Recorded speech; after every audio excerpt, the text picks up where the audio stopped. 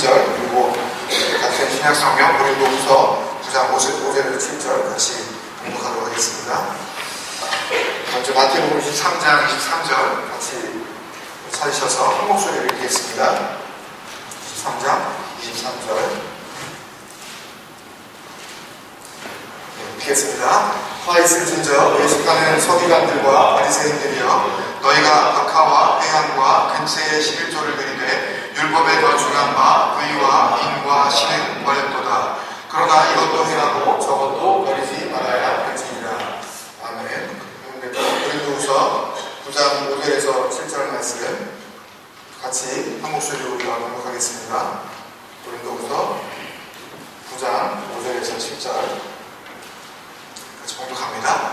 그러므로 내가 이 형제들로 먼저 너희에게 가서 너희가 전에 약속한 연도를 미리 준비하게 하도록 권면하는 것이 필요한 줄 생각하였더니 이렇게 준비하여야 참 연보답고 억지가 아니니라. 이것이 곧 적게 심는 자는 적게 거두고 많이 심는 자는 많이 거둔다 하는 말이다. 각각 그 마음에 정한 대로 할 것이요 인색함으로나 억지로 할지니 하나님은 즐겨하는 자를 사랑하시느니라. 아멘. 많은 만큼 깊어지는 신앙 우리 9번째 시간으로 11조에 대해서 이야기하는 내용 세 번째 시간으로 같이 우리가 나누고 있습니다. 같이 계속 이 아는 만큼 깊어지는 신앙의 우리 주제 말씀으로 에베소서 4장 13절, 14절 우리 같이 한번 암송하자 이제 말씀드렸고 다들 꽤 암송하시고 계셔요 보니까 한번 해볼까요? 일단 13절, 14절 일단 두 절만 보겠습니다. 시작. 우리가 다 잠깐만요. 잠깐만 하고 우리가 다 하나님의 뭐를? 하나님의 아들을 하나님의 아들을 그 다음에 시작. 믿는 것과 온전한 사람을 이루어 그리스도의 주만까지 이르리니 이는 저희가 이제부터 어린아이가 되지 아니하여 사람의 속임수와 간사한 유혹에 빠져 온갖 내 공적에 밀려 어떻게 요동하지 않게 하려 함이라. 그 다음 15절이 뭐였죠? 뭐지? 사랑 안에서 참되는 것을 하여 범사에 그에게까지 자랄지라. 그는 머리니 곧 그리스도라. 그리고 나서 제가 또 챌린지를 한번 더 드렸죠. 참 언제까지 할 건지 한 가지 더. 그에게서 온 몸이 외우셨어요? 들으셨어요? 온 몸이 한 마디를 통하여 도움을 받음으로 연결되고 결합되어 각 지체의 분량대로 역사하여 그 다음에 그 몸을 자라게 하며 그 다음에 사랑 안에서 스스로 세우느니라. 어렵죠, 그죠? 특히 16절이 좀 어려워요. 말이, 단어가 좀 어렵고, 해서 굉장히 도전이 됩니다. 16절이 갖고 있는 영적인 의미가 굉장히 중요하다고 말씀을 드렸기 때문에, 할 수만 있다면 좀 해보셨으면, 나는, 그거를 자꾸 외우게 하면 시험에 든다라고 하시는 분은 빠지시고요. 시험에 안 드시는 게 아닌가. 괜히 외우시다가 시험에 들지 마시고, 나는 그래도 시험에 안 들 수 있다. 그거 한번 해본다. 이렇게 하시는 분들은 한번 해보시면 영적 유익이 있을 것 같아요.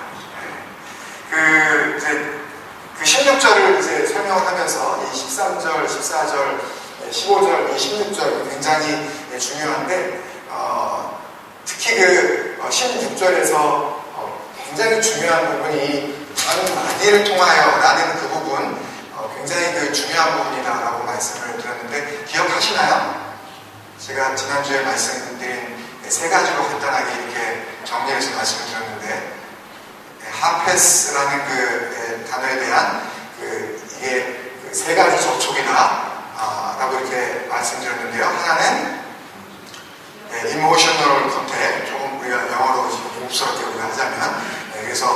감정적인 접촉.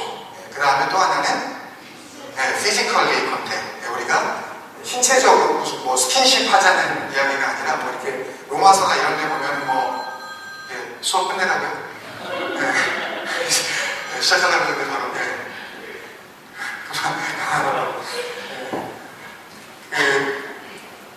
그 성도 간에 서로 그 입맞춤으로 무난하며 뭐 이러는데 그 당시에는 그랬대요. 성도 간에 이렇게 만나고 그러면 입맞춤으로 이렇게 무난하고 실제로 그랬는데 뭐 그렇게 하면 제가 만약 그렇게 하면 이제 그 스캔들이 제일이요. 교회 안에 이게 뭔 짓이냐 이게 목사가 뭐 입맞춤이야 뭐 이러면서 안 되겠죠. 하여튼 근데 이제 그런 의미의 피지컬리 컨택이 아니라 이것을 공간적으로 우리가 자꾸 만나야 된다. 그런 의미였다고 말씀드렸고 세 번째는 스피리추얼리 영적으로 그런 컨택이 있어야 된다. 그러기 위해서 제일 중요한 게 뭐다? 모이기에 힘써야 된다. 교회가 모이기에 힘쓰지 않는 교회가 건강하기가 힘들어요. 굉장히 중요한 부분입니다.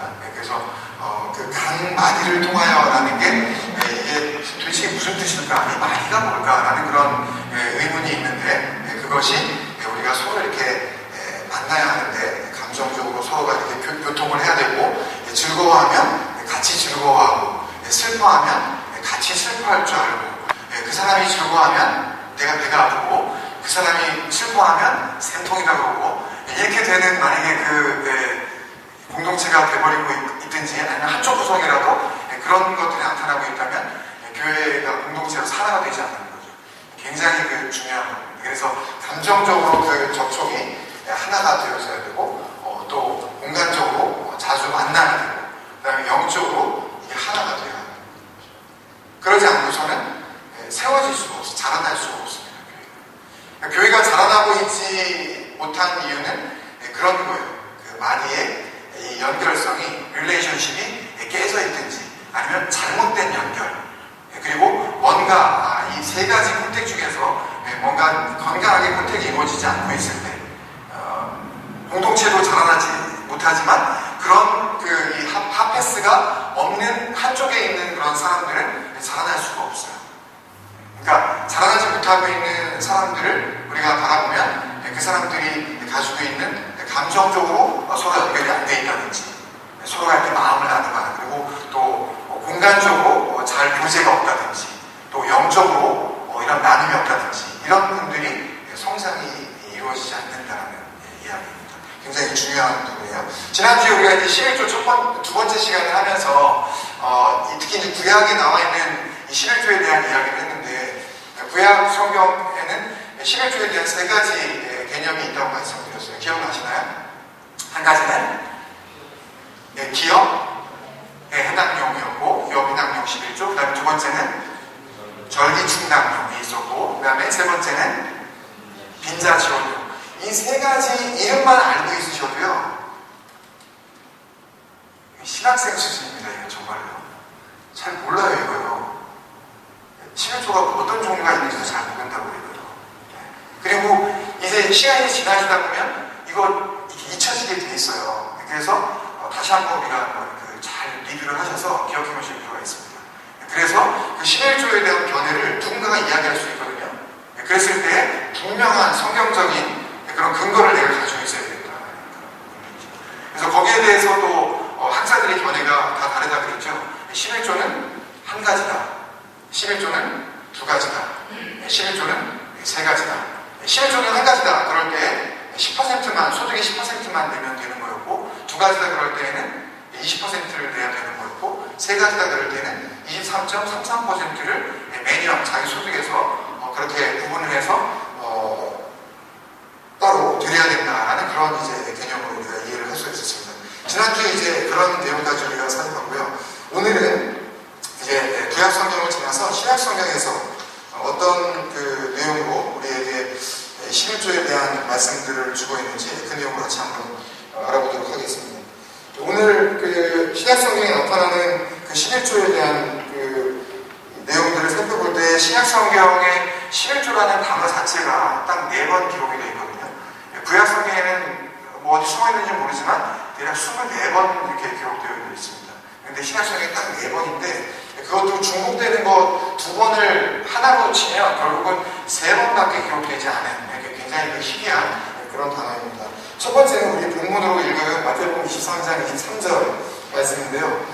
다시 한번 제가 읽으면 파리새인자 외식하는 서기관들과 바리새인들이여 너희가 박하와 회향과 금세의 11조를 깃때 율법에 더 중한 바 의와 인과심을 버렸도다. 그러나 이것도 행하고 저것도 버리지 말아야 할지니라. 이게 이제 하나고요. 두 번째는 누가복음 11장 42절인데 소위 그 병행구절이라 그래서 특히 그 사복음서 안에서 혹은 공간복음서 마태, 마가, 누가복음 그 셀러특이라 그래서 보는 견해가 비슷하다라는 그런 의미로 공관복음이라고 그렇게 이야기를 하지 않습니까? 특히 이 사복의 복음서 안에서는 굉장히 비슷한 구절들이 여기도 기록되어 있고 저기도 기록되어 있고 이런 거 갖다니 병행구절이라고 그러는데요. 이 마태복음 23장 23절에 나오는 이 구절에 대한 병행구절이 누가복음 11장 42절입니다. 여기 그렇게 기록을 했어요. 누가가 파리새인자 너희 바리새인들이여 조금 다르죠. 너희가 박하와 문향과 모든 채소에 11조를 드리되 공의와 하나님께 대한 사랑은 버리는도다. 그러니까 양쪽 구절을 비교를 해보면 이쪽에서 말하려는 내용이 뭔지 또 이쪽의 말씀을 통해서 좀 해석이 가능해요. 이렇게 서로의 보충이 되어집니다. 그러나 이것도 해가고 저것도 버리지 아니하여야 할지니라. 그러니까 이것도 해야 되고 여기서 이것도 해야 된다는 이야기는 공의와 하나님께 대한 사랑 그것도 해야 되고 그 다음에 저것도 버리지 않아야 된다는 이야기는 그 말씀 앞쪽에서 나온 그 이야기 박하와 문향과 모든 채소의 11조 그것도 버리지 않아야 된다라고 말씀하셨는데 이게 누가 말씀하신 거예요? 예수님께서 말씀하신 게 직접이요. 그 다음에 누가복음 18장 12절에 또 짧게 나오는 말씀이 있는데요. 누가복음 18장 12절에 나는 1회에 2번씩 금식하고 또 소득의 11조를 드리나이다. 이게 이제 바리새인들에 대한 그 고백인데요. 우리가 이만큼 신앙생활 잘한다. 나 일주일에 2번씩 월요일하고 목요일 2번 금식을 하고 그 다음에 모든 소득에 있어서 하여튼 철저하게 자기는 11조를 구분한다. 이걸 이제 그 누가복음 18장에 이야기를 하고 있고요. 그 다음에 또 한 군데 나오는 건 이제 히브리서의 예수님께서 이제 그 근거가 되어지는 예수님의 이 혈통이 어디에서부터 출발이 되어졌느냐 또 예수님께서 우리의 죄를 대속하신 대제사장으로서의 그 근거가 구약의 뿌리를 어디에 두고 있느냐라는 그런 내용들이 쭉 나오는 가운데 이제 이 멜기세덱을 설명하는 그 맥락 가운데 11조에 대한 내용이 나오는데 좀 긴 내용이지만 제가 대신 공독하겠습니다. 히브리서 7장 4절에서 9절 말씀에 보면 이 사람이 어떻게 높은 것을 생각하라. 조상 아브라함이 노량물 중 좋은 것으로 10분의 1을 저에게 주었느니라. 레위의 아들들 가운데 제사장의 직분을 받는 자들이 율법을 쫓아 아브라함의 허리에서 난 자라도 자기 형제인 백성에게서 10분의 1을 취하라는 명령을 가졌으나 레위 족보에 들지 아니한 멜기세덱은 아브라함에게서 10분의 1을 취하고 그 약속 얻은 자를 위하여 복을 빌었나니 패 일어나고 낮은 자와 높은 자에게 복빔을 받느니라. 또 여기는 죽을 자들이 10분의 1을 받으나 저기는 삼나고 증거를 얻은 자가 받았느니라. 또한 10분의 1을 받는 레위도 아브라함으로 말미암아 10분의 1을 바쳤다 할 수 있나니 어떻게 보면 조금 어려운 내용인데요. 그 내용을 좀 쉽게 그냥 말씀을 드리자면 이 히브리서 7장에 나와 있는 이 내용은 아브라함이 멜기세덱에게 그 창세기 14장에서 왜 조카 롯이 이제 잡혀가고 롯과 그 가족들을 갖다 이제 구해내기 위해서 이 아브라함이 자기 이 식솔 중에서 이제 군대를 조직을 해서 그리고 이제 가서 전부 아주 용맹한 그 전투를 잘 준비해놓은 이 이방 민족들을 다 무찌르고 거기서 이제 모든 막 전리품들을 다 이제 회수를 해가지고 돌아오는 그런 장면이 나오거든요. 그래서 거기에서 이제 근거한 내용인데 아브라함이 그 전리품을 갖고 돌아오면서 멜기세덱을 만나고 그 전리품의 10분의 1을 바친 내용이 이제 기록이 되어 있는데 바로 그 내용을 지금 여기 히브리서 7장에 지금 이야기를 하고 있는 겁니다. 그래서 오늘날 우리가 일상생활 속에서 사실 구분해서 하나님 앞에 드려야 되는 11조나 헌금에 대한 기준으로 이 이 히브리서 7장을 삼기에는 굉장히 어려운 그런 구절인 거죠. 그러니까 이거는 전쟁을 통해서 얻은 전리품에 대한, 그러니까 딱 한 번 있었던 일이에요. 아브라함이 딱 한 번 전쟁을 했는데 그 전리품에 대한 10%를 그 멜기세덱 그 제사장에게 전달한 거기 때문에 이 부분에 대한 것을 일반적인 우리의 11조의 그 근거로 삼기에는 이거는 맞지 않는다는 이야기죠. 그래서 히브리서 7장의 이야기는 우리가 11조를 내는 데에 대한 근거 말씀으로 삼기에는 이거는 적절하지 않은 그런 구절입니다. 그래서 이거 잊어버려야 돼요. 우리의 그 신약시대의 11조하고 전혀 상관이 없습니다. 두 번째는 그 세 번째 말씀에 누가복음 18장에 나와 있는 바리새인들이 우리가 일주일에 이틀씩 음식한다. 우리는 뭐 모든 소득의 10분의 1을 정확하게 낸다. 이 내용인데요. 이 세 번째 말씀이 누가복음 18장 12절 말씀은 예수님의 그 설교 가운데에서 이제 중간에 언급이 된 외식하는 신앙인의 대명사, 이 바리새인들의 11조 행위에 대한 그 주님의 언급이거든요. 그래서 이건 역시 우리의 헌금 생활에 지침이 결코 될 수 없는 거죠. 왜냐하면 주님께서 이런 식으로 살아가면 안 된다는 것을 꼬집어서 말씀해 주시려고 그 예를 들으신 거기 때문에 바리새인들의 11조의 그런 그 기준이 우리 11조의 기준이 되어지면 안 되는 거죠. 그것도 우리가 아니고요. 그러면 남은 건 하나밖에 없습니다. 결국 예수님께서 직접 말씀하신 이 11조와 관련된 구절 가운데 가장 우리가 생각하고 한번 살펴봐야 될 말씀은 예수님께서 직접 말씀하신 마태복음 23장 23절 한 구절밖에 없다는 이제 결론에 우리가 도달하게 됩니다. 그러니까 딴 거는 볼 필요도 없어요. 그거 가지고 괜히 그 신약시대를 살아가고 율법을 완성하신 예수 그리스도를 믿음으로 말미암아 구원을 받게 된 우리들이 다른 것에 눈을 돌릴 이유가 하나도 없다라는 이야기예요. 그래서 두 번째 읽은 누가복음 11장 42절 말씀과 이 마태복음 23장 23절 말씀이 병행 구절이기 때문에 결국은 한 구절밖에 안 남는다는 거죠. 그래서 이 구절에 대해서만 우리가 같이 살펴보면 주님께서 이 11조에 대한 생각을 어떻게 하셨는지 우리가 알 수가 있는 것입니다. 그 다음 보여주시면요. 이 예수님께서 이제 그 말씀하신 그 11조, 주님께서 신약 성경에서 딱 한 번 11조에 대한 내용을 한 번 딱 이야기하신 이 내용들을 우리가 한번 살펴보면서 크게 세 가지로 구분해서 나누고 말씀을 마무리하도록 하겠습니다. 그 당시 그 서기관과 바리새인들은 기본적으로 이 11조 품목 가운데 그 여러 가지 그 이 품목들을 이제 포함을 시켰는데 그 중에서 박하, 회향, 근체, 이 박하 같은 건 우리가 좀 알겠는데 뭐 다른 것들은 잘 모르는 그런 이름도 나오고 그래서 그게 이제 어떤 물건들인지 먼저 좀 알아보면 우리가 이런 것들에 대한 11조를 왜 거두려고 했었는지 그냥 추측을 좀 할 수 있을 것 같습니다.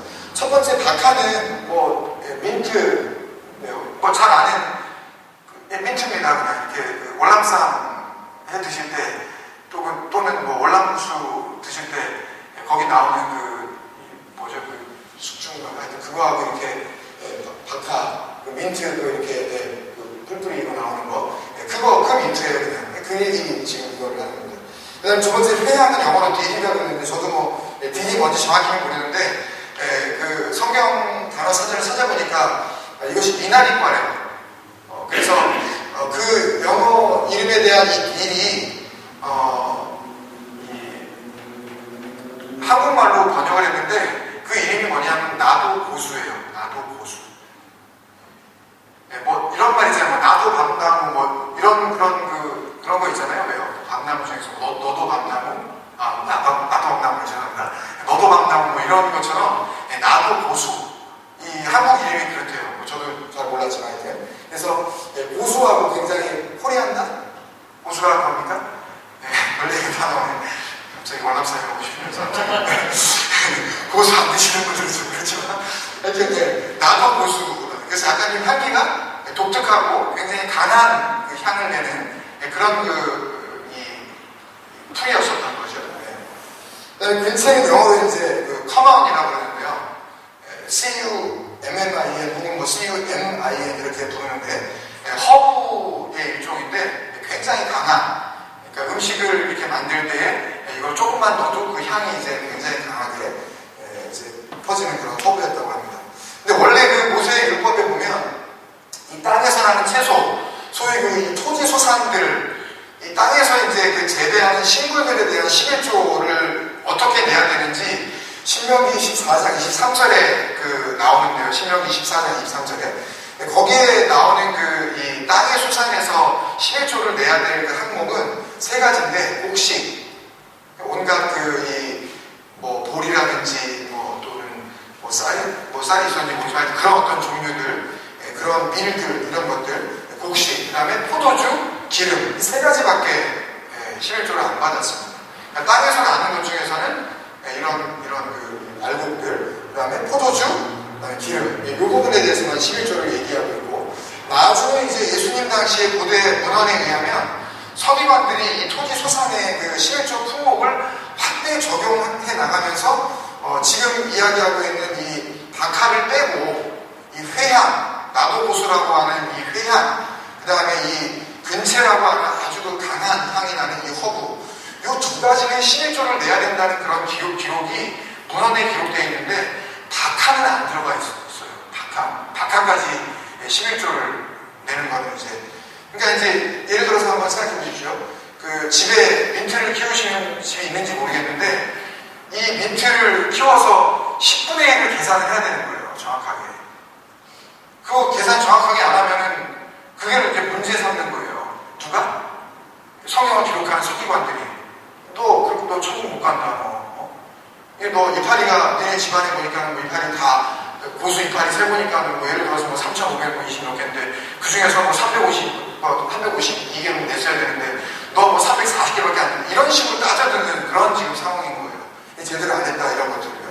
그래서 확대 적용해서 모세율법에는 기록되지 않은 그런 내용들까지도 같이 이제 포함을 시켰던 거죠. 그리고서 이제 특히 이제 지금 주님께서 지적하시는 부분, 바로 이제는 박하까지 우리가 11조를 내라는 거냐, 민트까지 11조를 내야 되느냐, 이런 그 이야기를 하고 있는 거죠. 그러니까 주님께서 서기관과 바리새인들이 모세의 율법에도 기록되어지지 않았을 뿐더러 그리고 나중에 시대가 좀 바뀌면서 좀 추가적으로 이제 확대되어진 그 품목 가운데 회향과 근체는 포함되지만 박하까지 11조를 적용시키는 것은 정말 너무한 과도한 유권 해석이다.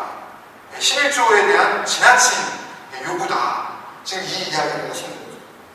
그 다음에 두 번째로 내용은 그것까지 내라 그러면서 그런 아주 시시콜콜한 부분까지 11조를 다 내라 그러면서 그 다음에 뭘 버렸냐 그러냐면 이번에 의와 크리시스라는 그런 단어인데요. 뭐 정의 그런 뜻입니다. 저스티스라는 그런 뜻도 되고 우리가 믿음으로 의롭게 되었다 할 때에 그 의롭게 되었다는 그 의를 righteousness라고 이렇게 이야기하는데 우리가 의인되었다는 이야기를 할 때 A righteousness 아니면은 그 의인이라고 할 때 the righteousness 이렇게 이야기를 하거든요.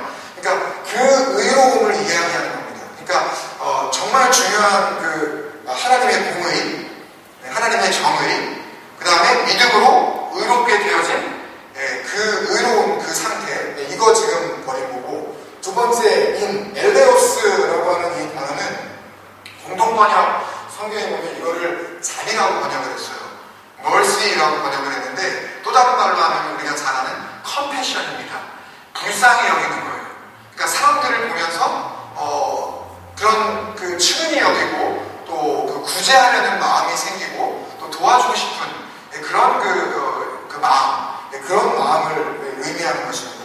그래서 두 번째 이제 엘레오스 이야기를 하고요. 세 번째는 이 피스티스인데요. 피스티스는 우리가 여러 번 말씀드려서 알고 계실지 모르겠지만 믿음입니다. 이거는 하나님 앞에서 하나님을 전적으로 신뢰하는 것, 하나님을 우리가 의지하는 것, 또 하나님 앞에서 우리가 서원한 것을 지켜나가는 것, 이런 것들이 다 이제 그 피스티스에 해당이 되어지는데요. 이것들은 전부 다 한 가지만 의미하는 것이 아니라 이 의와 인과 신, 그러니까 정의로움과 하나님께 내가 의롭다함을 받은 것, 이런 그 모습과 그 다음에 두 번째 뭐라고 말씀드렸어요?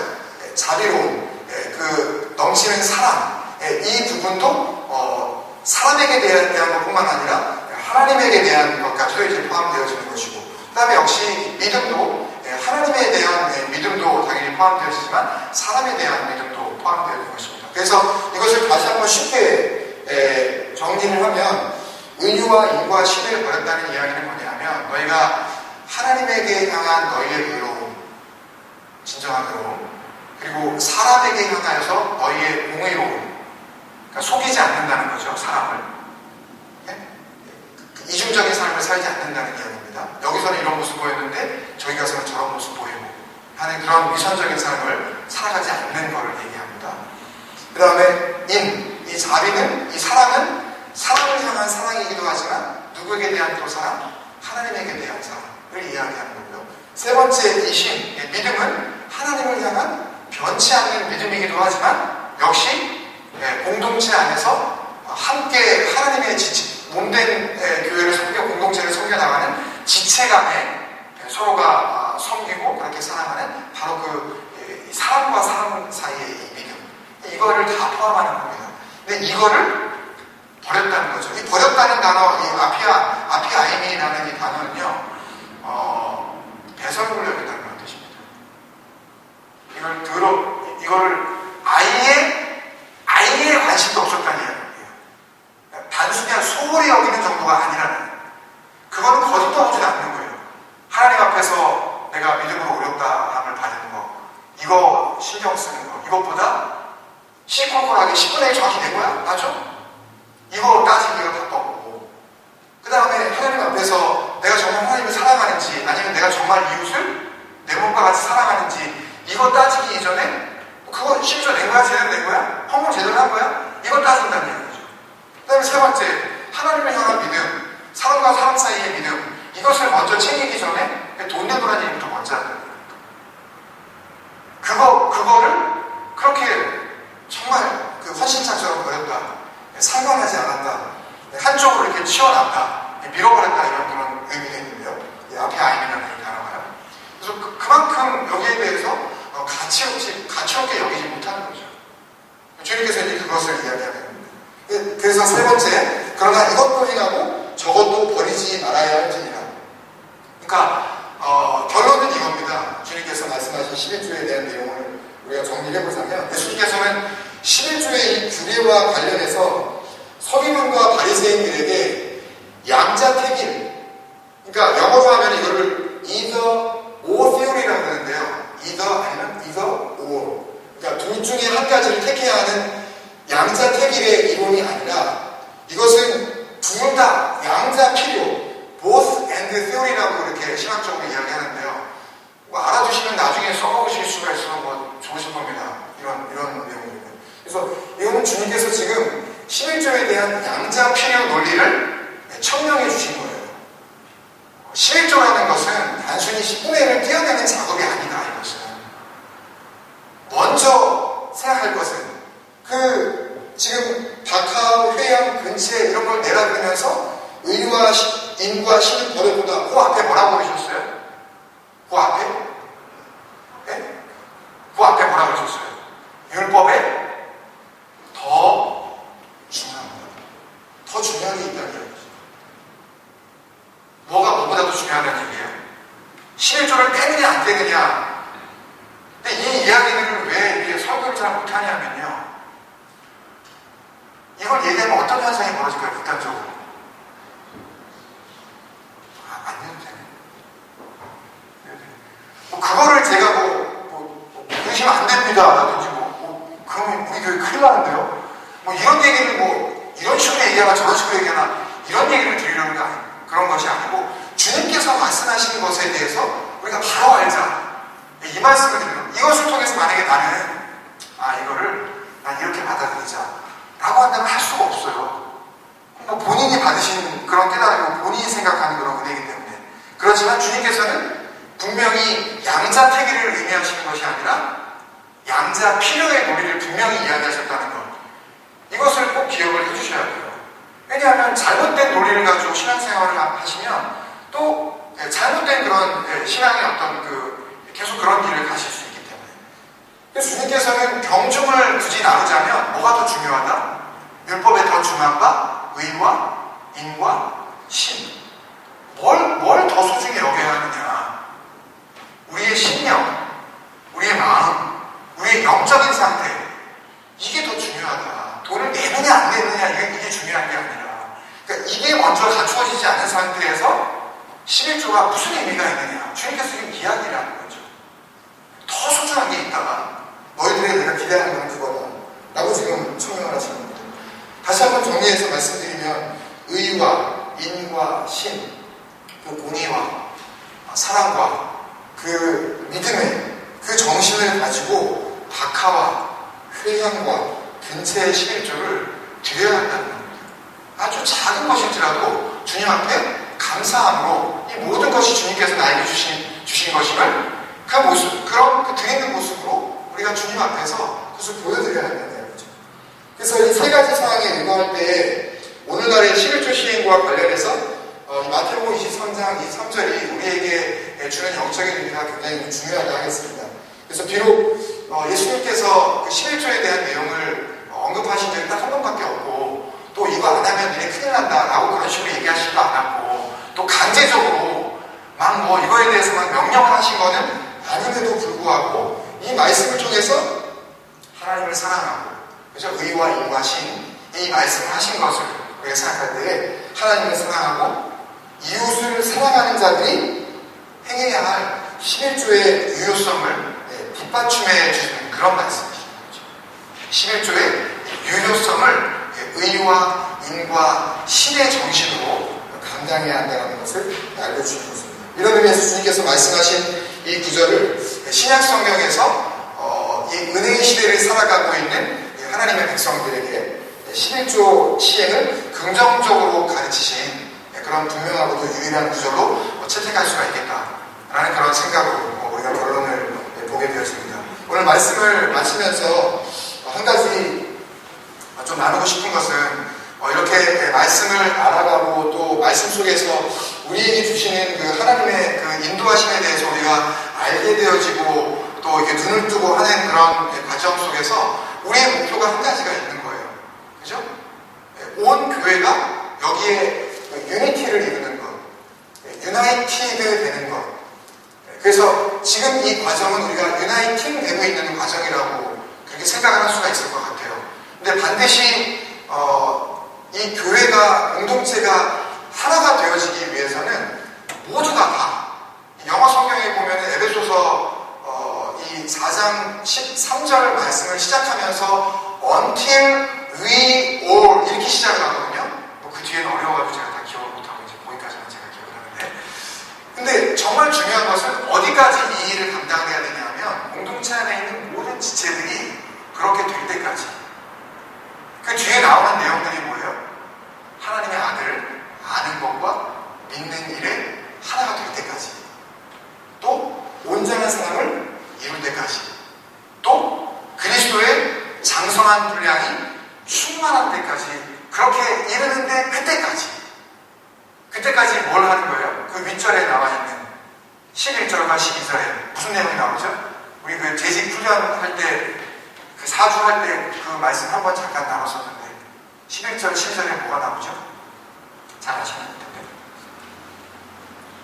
누가 한번 찾으셔서 큰 소리로 한번 읽어주시고 다 들리시니 11절과 12절에 어느 때까지 우리가 그것을 하느냐 이거죠.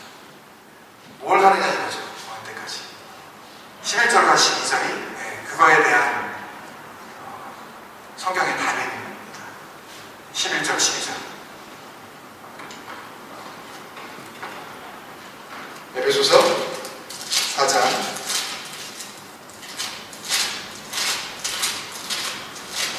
11절, 12절 제가 읽어야겠군요. 그가 어떤 사람은 사도로, 여기서 그가 주님이시죠?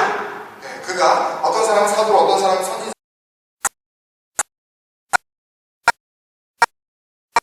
사람에게 이런 역할들, 이런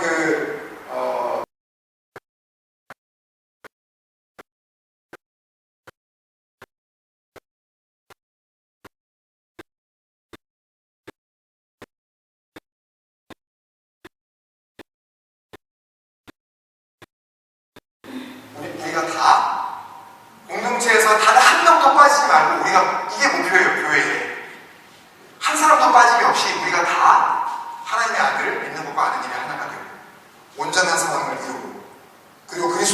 장성한 분량이 충만한 데까지 이를 때까지, 그리스도의 장성한 분량이 충만한 데까지 이르게 되어진다는 것.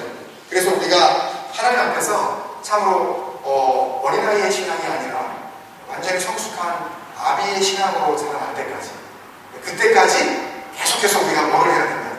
우리 각자에게 맡겨진 사도로서, 선지자로서, 복음 전하는 자로서, 목사와 교사로서 우리가 그런 일들을 공동체 안에서 감당을 해야 된다라는 그런 이야기를 하고 있는 거죠.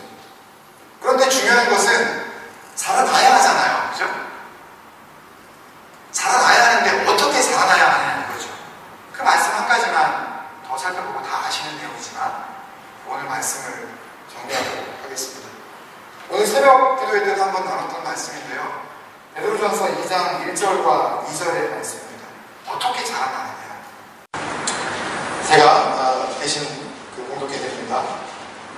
그러므로 모든 악독과 모든 기만과 외식과 시기와 모든 비방하는 말을 버리고 2절에 갓난 아기들같이 순전하고 신령한 젖을 사모하라. 이 사모하라 할 때 이 헬라어 단어 에피포테오라는 이 단어는 이렇게 밥을 먹는데 왜 개걸스럽게 먹다 뭐 그런 단어 있잖아요. 왜요? 막 허겁지겁 먹다, 사람이 지금 몇 날 며칠을 굶은 상태에서 음식을 앞에 두고 그렇게 덤비듯이 먹는 그런 거를 의미하거든요. 근데 이 해석을 너무 나이스하게 사모하라 이렇게 했으니까 굉장히 고상한 쪽으로 이렇게 생각이 되었지만 원래 원어적인 의미는 굉장히 이렇게 먹고 싶어서 안달나 그런 지금 상태의 그런 표현이에요. 근데 그것을 갓난아기들, 배고픔에 지금 쩔여 있는 갓난아기들이 젖을 사모하듯이 그렇게 사모하는, 이렇게 하는 이유가 뭐냐면 이는 그로 말미암아 그 순전하고 신령한 젖, 이게 뭐겠어요? 순전하고 신령한 젖, 예수님이죠. 가감이 없는 순수한, 여기에 인위적인 사람의 어떤 해석이나 잘못된 판단들이 끼어들지 않은 정말 예수 그리스도의 보혈의 피 묻은 복음의 진실됨이 그대로 보존되고 있는 그런 말씀, 그 말씀을 너희가 사모하라고, 성경 그 자체 주시는 말씀, 이거를 사모하라는 거죠. 근데 이거를 사모하는 이유가 뭐냐면 굉장히 중요하고요. 그로 말미암아 너희로 뭐에 이르게 한다고요? 구원에 이르게 한다. 우리는 구원이 그냥 예수님 믿고 그냥 이렇게 이렇게 하고 그냥 입으로 신앙가 그러면 다 구원받고 다 끝나는 줄 알았는데 또 구원에 이르는 게 있네요. 지금 가야 되는 과정이 지금 있네요. 지금. 그리고 구원에 이르도록 자라나야 한다네요. 지금요. 이 말씀을 통해서 얘기해 주시는 것은.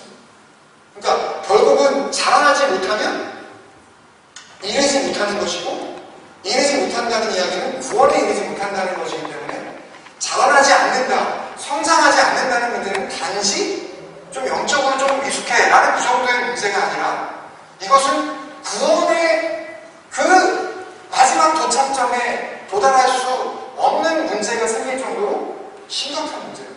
뭐가요? 성장의 부족도, 자라나지 못하는 것. 그래서 이것을 하기 위해서는 우리가 젖을 사모해야 되는데, 그렇기 때문에 하나님의 말씀을 끊임없이 우리가 사모하고 묵상하고 또 배우고 공부하고 또 알아가야 하는 그런 태도가 있어야 되지 않겠습니까? 다른 길은 없어요. 교회가 성장하고 성도가 하나님 앞에서 성숙한 신앙인으로 자라나는 길은 다른 길이 없어요. 말씀 한 가지밖에 없어요. 다른 것으로 자라났다고 착각하는 순간 그 다른 방법들이 그 사람을 순식간에 구원과 상관없는 길로 얼마든지 인도할 수가 있습니다. 보이는 현상이나 어떤 그런 증거만 따르다 보면 말씀에 의거하지 않은 그런 신앙들은 그렇게 허망한 것으로 그렇게 타서 없어질 수 있다는 거죠. 아기가 자라나기 위해서는 자기 힘으로 힘껏 엄마의 젖을 빨아 먹어야 돼요. 귀찮고 힘들고 번거롭고 아무리 그렇다 하더라도 생존하고 살아나려면 자기가 자기 힘으로 엄마의 젖을 빨아야만 해요. 더 이상 남의 힘을 의지하지 말고 일어나서 자기 손으로, 자기 힘으로, 자기 입으로, 자기 능력으로 일어서기 위해서는요, 자기 입으로 스스로 씹어먹는 수고가 반드시 있어야 합니다. 본인이 하지 않으면 자라날 수가 없는 거예요. 사람이 사람을 사랑하면 어떤 증상이 나타나는 거예요? 사람이 사람을 사랑합니다.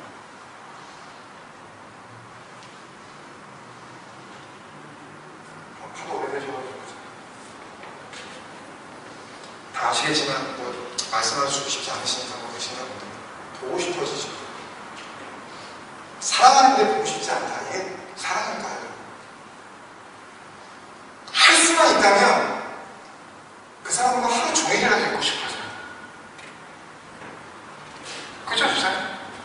다 아멘이시고, 이거 아멘할 건 아니지만, 그렇죠? 동의하시죠? 정말 우리가 주님을 사랑한다면 우리가 어떻게 할까요? 주님이 보고 싶어지겠죠. 하루 종일 그녀만 생각하듯이 하루 종일 아무리 분주하고 바빠도 그것만 생각하게 되겠습니다. 주님이 보고 싶어집니다. 주님이 살아가셨던 그 족적, 그 발걸음, 그 뚜렷한 삶의 그림자가 남아있는 그분의 이야기. 나를 위해서 자기 목숨을 버려주신 그분의 그 사랑 이야기. 그분이 남기고 하신 그 말씀. 보고 싶어져요. 사람이 사람을 사랑하면 그 사람이 알고 싶어져요.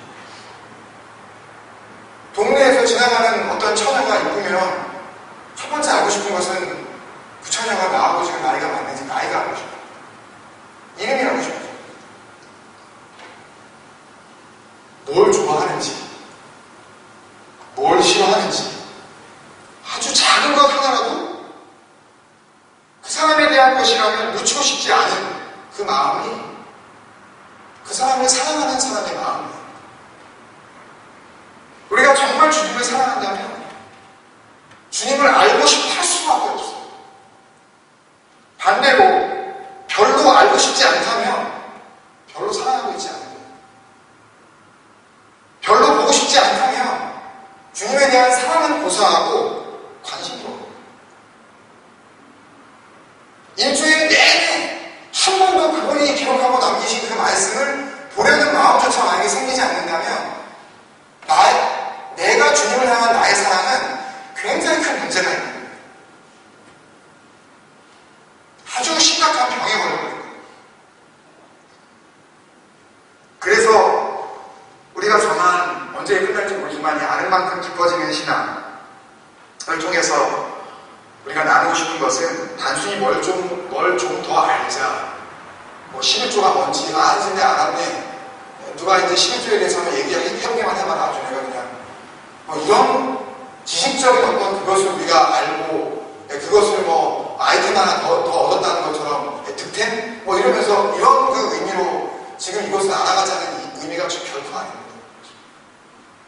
너무 주님을 사랑하기 때문에, 너무 그 주님을 만나보고 싶기 때문에, 주님께서 도대체 우리를 향하신 주님의 사랑이 뭔지 내가 그걸 정말 너무너무 알고 싶기 때문에, 그 사모하는 마음이 너무너무 사무쳐서, 그 순전하고 신령한 젖을 내가 빨아먹고 싶어서, 그래서 이 시간을 사모하고, 저는 더 철저히 준비해야 또 이 시간을 나오시는 분들, 하나라도 더 내가 주님을 향해서 알아가려고 하는 그런 것들이 이 시간을 채워야 될 줄로 그렇게 믿습니다. 우리가 하나님의 주님의 말씀과 성경에 대해서 한 걸음 더 가까이 구체적으로 알고 싶어하는 우리의 마음은요, 주님을 향한 우리의 사랑의 표현입니다. 알고자 하는 것은 사랑하고자 하는 것이고, 사랑한다는 것은 알려고 하는 그런 모습으로 드러날 수밖에 없기 때문에 그렇습니다. 다른 것은 다 놓치시더라도 11조가 뭔지 몇 가지 종류가 있었는지 그런 건 다 놓치시더라도 정말 주님 알고 원합니다. 내가 아는 만큼 기뻐지는 신앙, 이 주제를 가지고 같이 생각하고 은혜를 나누고 같이 기도를 할 때 내 마음 돌아보게 해주셔서 내가 정말 주님을 사랑하고 있는 거 맞는지, 내가 주님을 정말 알고 싶어 하는 건 맞는지, 내가 주님 정말 만나보고 싶어 하는 건 맞는지, 나의 신앙을 되돌아볼 수 있는 그런 영적인 각성의 기회를 우리가 삼는다면 우리 교회의 진정한 부흥은 이 금요기도회를 통하여서도 아름답게 열매를 맺을 수 있을 것이라고 믿습니다. 기도하시면서 우리가 그런 마음으로 아버지 하나님, 나의 사랑 받아주옵소서. 또 주님께서 우리를 향한 그 사랑, 내가 이제 내 눈을 떠서 그 사랑에 내가 반응하게 하여 주옵소서. 또 주님께서 나에게 보여주신 그 사랑이 어떤 사랑이었는지 말씀을 통하여서 그것들을 반응하게 하여 주옵소서. 주님 앞에 섰을 때에 참으로 내가 나를 진실로 사랑하였구나 라고 그렇게 주님께서 우리를 칭찬하시고, 또 우리도 주님을 봤을 때에 또 처음 보는 사람처럼 그렇게 어색한 그런 표정으로 주님께 다가가는 것이 아니라 정말 보고 싶었어요 주님 하면서 달려갈 수 있는 그런 믿음의 경주를, 아름다운 경건의 훈련을 우리 금요기도회를 통해서 계속해서 우리가 그렇게 아름답게 결실해 갔으면 좋겠습니다. 그런 마음으로 계속 기대해 주시고 기도해 주시고 또 중보해 주시기를 부탁을 드립니다. 기도하시겠습니다.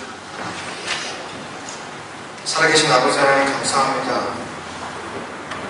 주님께서 금요일 저녁에 우리를 불러주셔서 아는 만큼 깊어지는 신앙, 주님을 향해서 우리가 더 깊이 알기를 원하는 그런 마음 우리에게 허락하여 주시고, 세상의 그 어떤 것보다도 우리가 정말 알고 싶어하는 주님을 향한 그 많은 알아야 할 것들에 우리의 눈을 돌리고 우리의 마음을 쏟으며 우리의 시간을 드릴 수 있도록 그렇게 우리를 불러주시면 참으로 감사합니다. 한 가지 성경적인 지식을 더 알았느냐 또 알지 못했느냐 그런 시간으로 되어지지 말게 하시고, 내가 사랑하는 주님, 그 주님께서 말씀하셨던 그 주님의 삶의 분명한 그림자를 우리가 따라가면서 밟아낼 수 있는 그런 은혜의 시간이 되게 하여 주시옵소서. 전하는 자가 부족하기에 온전히 다 전할 수 없음을 주님께 고백하오니 성령께서 지혜를 주셔서 전할 때에 하나님께서 듣는 이들의 마음을 붙잡아 주시고 온 교회가 주님을 더 알므로 말미암아 하나님 앞에서 분명히 영적 성장을 이루어 나가는 그런 참된 그리스도인들로 날마다 세워지게 하여 주시옵소서. 끝까지 주님 앞에 설 때까지 그렇게 성장하고 자라나서 그리스도의 장성한 분량이 충만한 데까지 우리 교회 온 성도들이 한 사람도 빠짐없이 다 자라날 수 있도록 주님께서 역사하시고 인도하여 주시기를, 우리 교회를 사랑하시고 인도하여